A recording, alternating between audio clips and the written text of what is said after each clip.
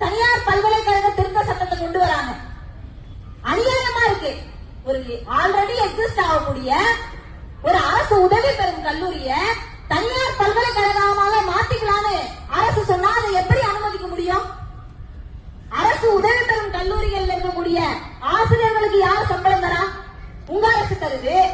அங்க இருக்கக்கூடிய மாணவர்களுக்கு கல்வி உதவித்தொகை யார் தரா? அரசு தருது. அந்த கல்லூரியில ஒரு ஆடிட்டோரியமோ ஏதோ ஒரு நல்லது செய்யணும்னு சொன்னா அதற்கான நிதி யார் தரா? யுஜிசியும் மாநில அரசும் தருது. அப்போ இப்படி மக்கள் பணத்தை பயன்படுத்தி வளர்ந்த அந்த அரசு உதவி பெறும் கல்லூரிகளை எவ்வளோ ஒரு தனியாருக்கு கொண்டு போய் அரசு கொடுக்கன்னு சொன்னா அது எப்படி ஏற்றுக்க முடியும்? தனியாரிடம் நாங்க போய் சமூக நீதி கொடுங்கன்னு கேட்க முடியுமா? இங்க இருக்கிற ஆசிரியர்கள் எங்களுடைய நியாயமான சம்பளத்தை கொடுங்கன்னு ஒரு தனியார் முதலாளியிடம் கேட்க முடியுமா? ஸ்காலர்ஷிப்பை கொடுங்கன்னு கேட்க முடியுமா?